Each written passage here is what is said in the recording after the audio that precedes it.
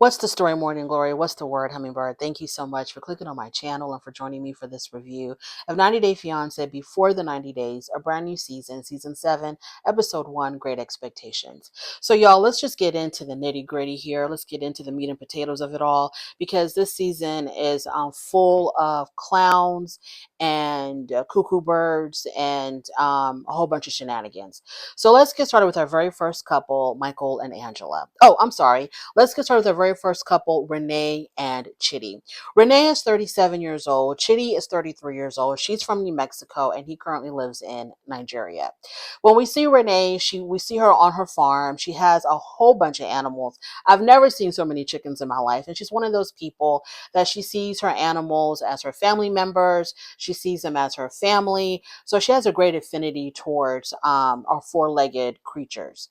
So we find out also about Renee that she has 2 kids from 2 separate relationships. She's never been married. And she also says to us that she's never really experienced like that beautiful romantic type of love. All of her relationships have been extremely toxic. So she's never had that, you know how it is in the beginning of a relationship where everything is so beautiful, everything is so perfect. Every time, you see your significant other, you get butterflies. You feel like you are in this beautiful romantic movie. She's never experienced that at all. She says all of her relationships have been toxic.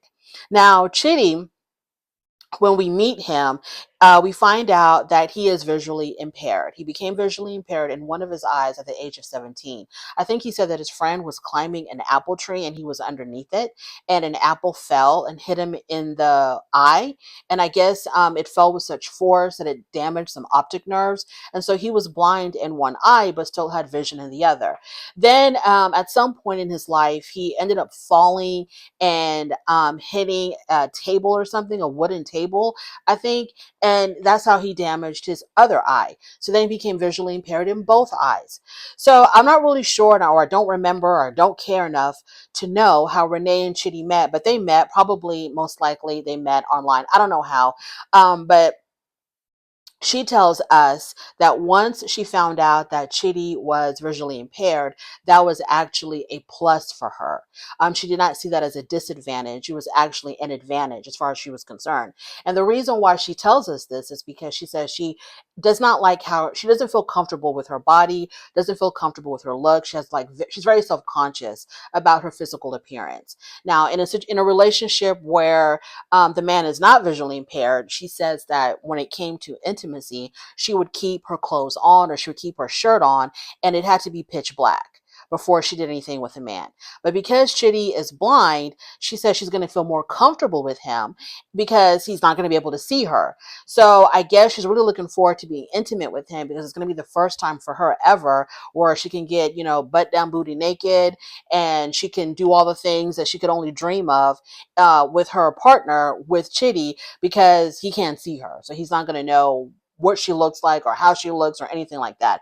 So I'm pretty sure she's looking forward to being intimate with him. Now, what we found out about Chitty is that he is a born-again Christian. He's all about Jesus Christ, our Lord and Savior. He's all about reading his Bible. He takes his religion extremely seriously, and he tells us that he has no intentions whatsoever in having sex with Renee until after they're married. In fact, Renee is planning a trip to Nigeria, and Chitty already tells us that when she comes to see me in Nigeria, we're going to be sleeping in separate rooms. He currently lives with his sister and his brother-in-law, so they have a room ready for her where she's going to be sleeping in alone. So I don't know how she's going to take that, because with this newfound confidence of dating a blind man and being able to get naked and uh I guess, release all of her inhibitions. When she gets to Nigeria, she's going to run into a stop sign with him when it comes to intimacy.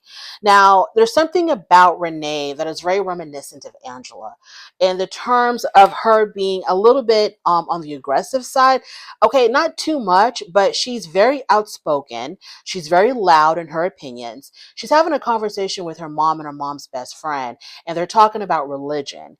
And she says that she's very much aware that Chitty is a born-again Christian, that he believes in the Bible, etc. But she herself, she says that she believes in a higher power, but she also believes in aliens. She believes in the Illuminati. She believes that there's life in other galaxies, etc. And so her mom asks her, or her mom's best friends ask her, so how are y'all going to make that work when he is a born again Christian and you're not? And he's going to be expecting you to read the Bible with him. He's going to be expecting you to go to church with him. And Renee was like, I'm not doing any of that stuff. In fact, I'm going to convert him to my beliefs.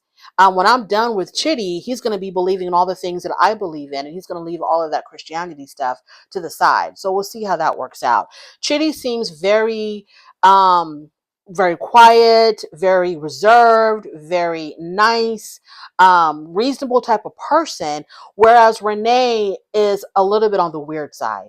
And she's very, very outspoken, whereas Chitty seems to be a little bit more soft-spoken. So this is very reminiscent of Angela and Michael. And when they showed us clips or teasers for next week's episode, or for certain scenes that are going to be coming up during the season, yeah, Renee is looking more and more unhinged. So 90 Day Fiance producers, they went to the ends of the earth to try to find an Angela 2.0, because they believe that this formula really works for them. So they want to have this crazy, I don't know what, this crazy, aggressive type of white woman with this quiet, shy, reserved Nigerian man. They want to put through they want to put through us through the ringer again with all of that, all of those shenanigans, but I'm not gonna fall for it this season. I'm not going to fall for it. I'm not going to get worked up about any of these people, to tell you the honest truth. I'm just going to take it all with a grain of salt, do my little reviews, and keep it pushing. Moving on to our second couple, let's talk about Tiger Lily and Adnan, or Adnan. I'm not quite sure how to pronounce it. So Tiger Lily is 41 years old. She lives in Texas, and she tells us that she was previously married before, I'm assuming to a very, very wealthy man, because she describes her marriage, her previous marriage, as living in a gilded cage. Her husband, her previous husband, was extremely controlling. She wasn't allowed to have friends, couldn't do much of anything, but he had a lot of money. And out of that marriage, she got 2 children. So her ex-husband was very, very wealthy. I'm assuming she got a huge divorce settlement, possibly in the millions, because it doesn't seem like she has any type of, it doesn't seem like she works. When we see Tiger Lily, she's in a jewelry store and she drops $26,000 on a watch. So she seems like someone who's very materialistic. She likes the finer things in life. And because her ex-husband, or her previous marriage, was, it was very controlled and she wasn't happy in it. Now that she's free and she's single and whatnot, she fell for the first hot piece of meat that she saw on social media. She talks about how she was following Adnan on social media. I guess she shot him a DM. He responded, and that's how that relationship began. He is 22 years old, and he is a model in Jordan. If this is not screaming disaster, I don't know what else would scream disaster. She's 41. She's like an extreme airhead, because her friends, even her life coach, are trying to let her see the light. They're trying to bring her to reality. They're trying to force her to see all of the red flags in this relationship, and she just refuses to see them. For example, she's having a conversation with her life coach, and she tells her life coach that as soon as she lands in Jordan, her and Adnan are going to be getting married the day that she arrives in Jordan. Now, they've only been together, I think, like a few months, and already she believes that this man is the love of her life. Even though they've never met in person, she believes that he is the love of her life. This is her soulmate. She was meant to be with him. So she tells her life coach, when I get to Jordan, we're going to get married the day that I land. And her life coach is like, let's talk about this, Tiger Lily. Do you really think that this is the most reasonable thing that you can do right now? Knowing that, you're not really familiar with his finances. It seems like there isn't a prenuptial agreement. Are you sure this is the best decision that you could make? And Tiger Lily was like, well, I don't think he's after my money because he has his own job. He's not someone to not do anything. He works. Honey, he works as a model. And it seems like a social media model. He's not like working for the top modeling agencies in Paris, London, New York. He is taking pictures of himself on social media and posting them, and probably getting, a couple of brand deals here and there. That is not what a model makes. Oh, that doesn't make a model. Okay, but whatever. So her life coach is trying to coach her in the right direction, and Tiger Lily isn't trying to hear none of this. Another example, she's having her friends are throwing her a bachelorette party, and they're asking her, do you know if Adnan is a virgin? Because Adnan is Muslim, and he is already showing some like he's having some like he's already showing some controlling tendencies, because something that she wore in a picture he didn't like, and has suggested that she change into something else. So her friends were like, well, you left a very controlling ex-husband, and it seems like this guy is also trying to control you. And the way that Tiger Lily spins this, she says that, well, her ex-husband was controlling, and he was controlling with her attire as well, but her ex-husband wanted her to wear very revealing clothes so she could, be his eye candy, so she could look like a trophy wife standing next to him. So he wanted her to wear very revealing clothes, whereas Anon wants her to cover up. And so she sees this as a sign of love. She thinks this is very special, that he doesn't want the rest of the world to see her body. He only wants her body reserved for his eyes only. So she sees this as something very, very special. She doesn't see it as controlling at all. The reason why they're getting married so soon is because, as a Muslim, obviously he's not allowed to be physical with a woman that is not his wife. And there's going to be a lot of restrictions on their relationship if they're not married. But once they are married, then it's a free for all. They can do whatever. They can hold hands, they can kiss, they can have sex, they can live together, sleep in the same room. This is the reason why he wants to get married as soon as she lands, so that he can have a little bit more freedom with her. She tells us that at the wedding, 200 of his family members and friends are going to be attending. She's only going to have like a couple of her friends with her, because I think two of her friends are traveling with her to Jordan. Yeah. Like I said, I am not going to get worked up over these people and their dumb decisions. We're just going to go with the damn flow. Moving on to Lauren and Faith. Okay, so Lauren is 33 years old. He lives in Las Vegas. He's poor. He's broke. He has nothing. Absolutely nothing to his name. He works in he works in a drag queen club. He also has a couple of other minimum wage paying jobs. He's couch surfing. He doesn't have his own home. So he's basically home. He's like technically homeless. And he says that he is attracted to femininity, whether it's on a male or a female, but he does prefer it to be on a male. He likes a feminine male or a trans woman, because he prefers that to a cisgendered woman, simply because the trans woman also has male genitalia. So he prefers that. Faith is what they call a lady boy. Faith lives in the Philippines. Faith is 30 years old. So Faith is a trans woman. And their relationship has been, I think, completely online. Just a couple of bullet points about Lauren. Lauren is very strange. He's very weird. He was cooking in the bathroom, because you know what? It doesn't even matter. The man was cooking in the bathroom. He had a little portable stove right next to the damn toilet, and he was cooking shrimp, boiling shrimp, or some type of Filipino meal, and exercising. I don't know if he was trying to work up his heat tolerance, because it's very humid and hot in the Philippines, and so that's why he was cooking in the bathroom, because all of the steam that was being, I don't know what he was doing, because he could have just turned on a hot shower to try to, build up your heat tolerance. But I think he was also multitasking. So he wanted to build up his heat tolerance and also try some Philippine cuisine. I don't know what Lauren was doing, but Lauren is very, very strange. So, like I said, he's homeless. He doesn't have a home of his own.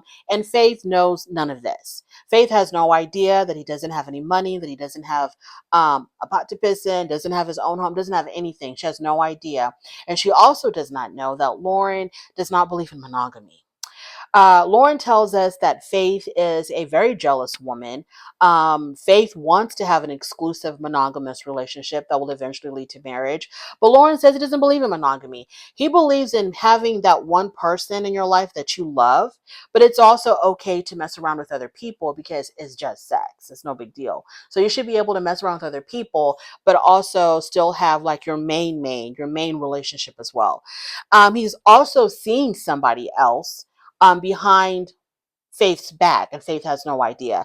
So, all kinds of red flags, all kinds of issues, all kinds of shenanigans already. So, we all know that the producers put Lauren and Faith into our lives just for entertainment purposes. So, y'all don't get too worked up over these people. Don't take any of this stuff seriously because it's just all for comedic relief. Moving on to, oh, by the way, on his way to the Philippines, he got some $50 rings that he's going to be proposing to Faith with. If everything goes well and they jive and they get along, he's going to be proposing to her and he's going to present her with these very cheap $50 rings. Moving on to Brian and Ingrid. Brian is 52 years old from Illinois. Ingrid is 33 years old and she lives in Brazil. Now, Brian is a quadriplegic. And I found out today exactly what that means because I've heard that term, all my life, but just didn't really know the difference between a paraplegic and a quadriplegic. And a quadriplegic is someone where all four limbs are affected by their spinal cord injury. So he tells us that when in his 20s, because he's 52 right now, so sometime in his 20s, he was shot in the back. And that's what caused his paralysis. He's been married before at the age of 19. He was only married for 3 years. That produced one daughter, and we do meet his daughter in this episode. She's a full-grown woman. She's about the same age as Ingrid. Um, he plays professional wheelchair rugby, and through that sport he's been able to travel all over the world, and one of the countries that he travels to the most is Brazil. And he tells us that in Brazil he has had several relationships with Brazilian women. He says that Brazilian women, they accept his disability in a way that American women don't. He says that with American women, they kind of will date him or have a relationship with them because he'll be like their very last resort. Whereas with Brazilian women, he doesn't feel like he's their last resort. He doesn't feel like they can't find anybody else and that's why they're with him. He feels like he's a priority for them. So that's why he prefers dating Brazilian women. And because of his travels to Brazil, he has been able to learn Portuguese. So him and Ingrid are able to communicate with one another with no issues. He's had several relationships there. He's been married 4 times, 3 to American women and 1 to Brazilian women. She is a single mom. Ingrid has a couple of kids of her own, and he's really hoping that Ingrid is in this relationship for the right reasons. Now, when he's meeting up with his rugby team for practice, he talks about he's going to be going to Brazil to meet Ingrid and or to reunite with Ingrid because I think they've met before through his travels to Brazil. And he tells his teammates how he's going to be going back to Brazil to be with Ingrid, etc. And he might even propose this time. So then the relationship goes to sex, and they talk about what sex is like for those who are wheelchair bound. And one of the guys on the team says that he has no problem in that department. He doesn't have to use Viagra or anything like that. Now, Brian says that he does have to use Viagra. His equipment works fine. Once he pops a blue pill, he's ready to go. But his goal is never to finish because completing the act, if you are, understanding what I'm saying, going all the way to the end can be dangerous for him. He says it could even cause an aneurysm because of all of these blood vessels, I guess, that are not really much in use throughout his body. I don't know. All of the blood rushing could cause him to have an aneurysm. So his goal when he is intimate with someone is to never complete the act. He's just he enjoys the journey more than the destination because the destination could kill him. So I was like, okay, we are learning a lot. We are learning a lot tonight. Now, this is something else that kind of disappointed me. Is it, like I said, these recycled storylines, because we have Renee and Chitty, very reminiscent to me, maybe not to y'all, but to me. Renee and Chitty is very reminiscent of Michael and Angela. Now, Brian and Ingrid, very reminiscent to me of Thais and Patrick, because just like how Thais did not tell her father about her relationship with Patrick, Ingrid has not told her family about her relationship with Brian. Now, he doesn't really know why. When he goes to Brazil, he plans to get to the bottom of it, but he's hoping that it's not because she's ashamed of him being in a wheelchair and that she's trying to hide that from her family. So I don't have much to say because I really don't know what's going on with Ingrid. So we'll just keep it at that. This is the very first episode. I'm just getting to know these people. So because of his track record of being married multiple times and having, serial relationships, his daughter is very concerned that he might be rushing into this whole situation with Ingrid. So the daughter wants him to take it slow, take the time to really get to know her. Don't rush into anything. And please do not propose to her on this trip. So he promises his daughter that he's not going to propose, that he's not bringing a ring with him to Brazil on this particular trip. The daughter is also worried that Ingrid may just be using Brian to come to America to improve her life for herself and her children. So she's worried about that. So she's dropping him off at the airport and he's on his way to Brazil. Now, Brian tells us that the carjacking incident that resulted in him getting shot and becoming paralyzed was not a random event, because when he initially told us the story, he made it seem like, he was being carjacked, some thugs just ran up on him and he ended up getting shot. But he tells us at the end of the episode that this was not a random event, meaning that maybe he knew the person that shot him or that he was targeted for some reason. And he says that Ingrid doesn't even know the full story of how he became paralyzed. I'm like, is Ingrid even going to care? I don't even know. So yeah, and that's where the episode ended. So y'all, this is episode 1 of 90 Day Fiance Before the 90 Days. A whole bunch of shenanigans, a whole bunch of foolishness.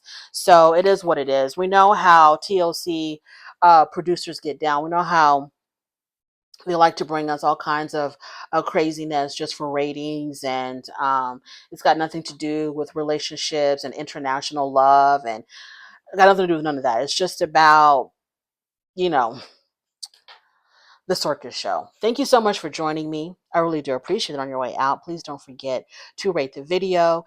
If you like this content, please subscribe to my channel, and I'll definitely talk to you later. Bye.